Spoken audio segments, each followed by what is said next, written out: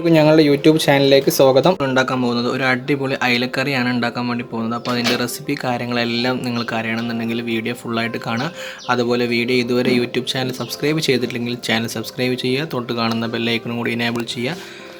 അപ്പോൾ ഇത്രയും ടേസ്റ്റി ആയിട്ടുള്ള ഒരു അയലക്കറി എങ്ങനെ ഉണ്ടാക്കുക എന്നുള്ള വീഡിയോയിലേക്ക് പോവാം. അപ്പോൾ ആവശ്യമുള്ള അയില നമ്മൾ എടുത്തിട്ടുണ്ട്. നമ്മളത് തേങ്ങ ഇത് അരച്ച് ചേർക്കാനുള്ളതാണ്. അപ്പോൾ അതിൽ അരക്കുമ്പോൾ മുളക് പൊടി ആഡ് ചെയ്യുന്നുണ്ട്.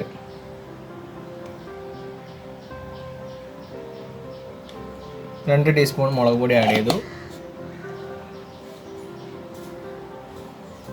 മഞ്ഞൾപ്പൊടി അര ടീസ്പൂണ്.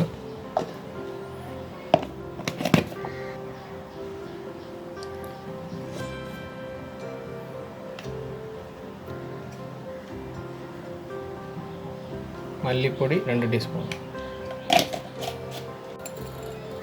പിന്നെ ഇതിൽ ആഡ് ചെയ്യാൻ പോകുന്നത് പെരിഞ്ചീരകം ഒരു അര ടീസ്പൂൺ ആഡ് ചെയ്യണം. ഇത് നമ്മൾ മിക്സിൻ്റെ ജാറിലേക്ക് മാറ്റിയിട്ട് നന്നായിട്ട് അരച്ചെടുക്കുക.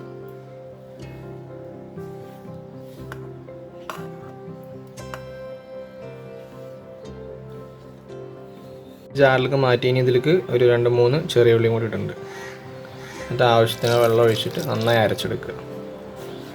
നമ്മൾ അരപ്പ് റെഡി ആയി കഴിഞ്ഞു. ഇനി നമുക്കിത് പാത്രത്തിലേക്ക് മാറ്റാം.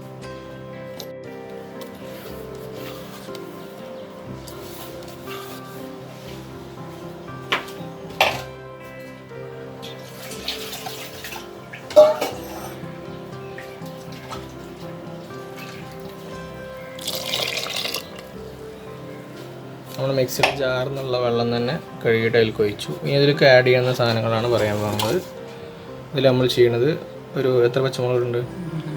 ഒരു 3 പച്ചമുളക്, ഒരു അര വലിയ ഉള്ളിൻ്റെ മുറിച്ചത്, പിന്നെ ഒരു മാങ്ങ, ഒരു തക്കാളി, പിന്നെ ഒരു 2-3 അല്ലി കറിവേപ്പില.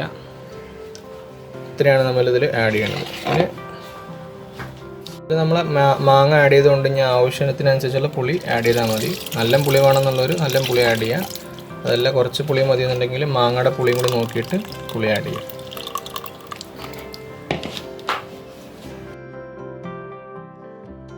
ആവശ്യത്തിനുള്ള ഉപ്പ്, ഞങ്ങളിവിടെ കല്ലുപ്പാണ് യൂസ് ചെയ്യുന്നത്.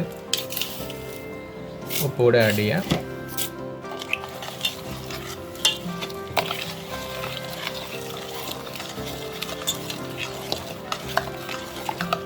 നന്നായിട്ട് മിക്സ് ചെയ്യുക.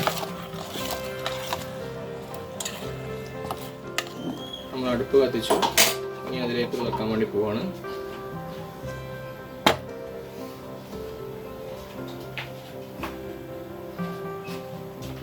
ഒരു പാത്രം കൊണ്ട് മൂടി വെക്കാം. അപ്പോൾ നമ്മളിത് അടുപ്പത്ത് വെച്ചിട്ടുണ്ട്.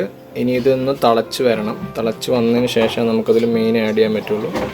അപ്പോൾ തിളക്കുന്നത് വരെ നമുക്കൊന്ന് വെയിറ്റ് ചെയ്യാം. അയിലയുടെ കറി നമ്മൾ എന്ത് ചെയ്തിട്ടുണ്ട്, നന്നായി തിളച്ചിട്ടുണ്ട്. ഇതിൽ നമ്മൾ ഓരോ സാധനം കൂടി ഇതിൽ ആഡ് ചെയ്യുന്നുണ്ട്. അയിലയുടെ തലയും കൂടി നമ്മൾ ഇതിൽ ഇടുന്നുണ്ട്.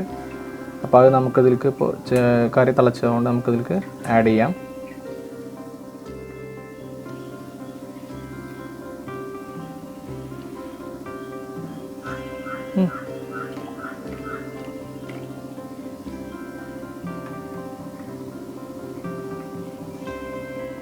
ഒന്ന് തിളക്കുന്ന വരെ നമ്മളത് കുറച്ച് നേരം കൂടി വെക്കുക. കാരണം മീനിൻ്റെ തല ഇട്ടിട്ടുണ്ടല്ലോ, അപ്പോൾ അതൊന്ന് വേവുന്ന വരെ വെക്കുക. അതിന് ശേഷം നമുക്ക് മീനും കൂടി ഇതിലേക്ക് ആഡ് ചെയ്യാം.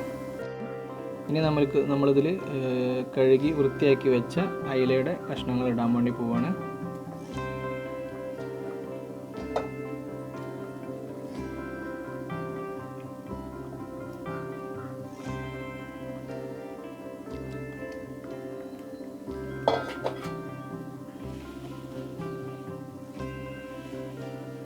പതുക്കെ ഇതാക്കി കൊടുക്കാം അല്ലേ. അപ്പോൾ നമുക്കിത് കുറച്ച് നേരം അടച്ച് വെച്ചിട്ട് ഇനി ഒരു 10 മിനിറ്റോളം വെച്ചിട്ട് നോക്കാം.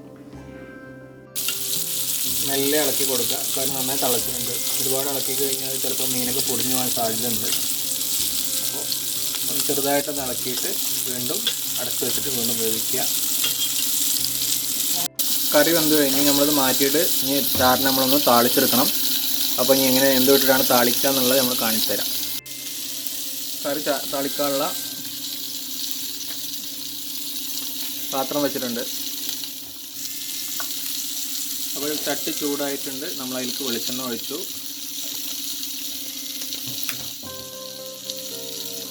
ചെറിയ ഉള്ളി ചെറുതായിട്ട് അരിഞ്ഞത്,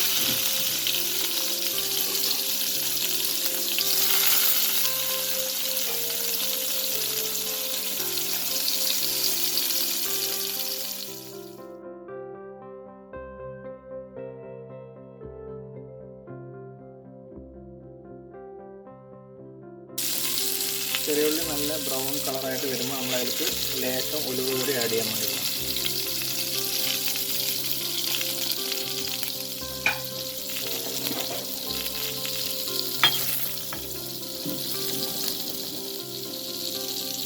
അതിലേക്ക് കറിവേപ്പിലയും കൂടി ആഡ് ചെയ്യാം.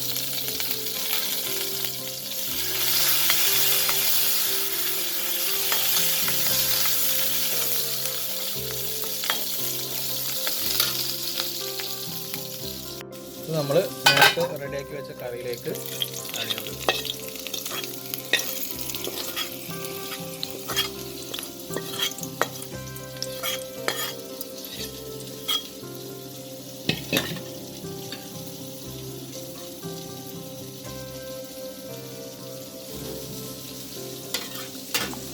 ഇപ്പോൾ നമ്മുടെ അയിലക്കറി റെഡി ആയിട്ടുണ്ട്. ഇനി നമുക്കത് സെർവ് ചെയ്ത് കഴിക്കാം. അത്രേ ഉള്ളൂ.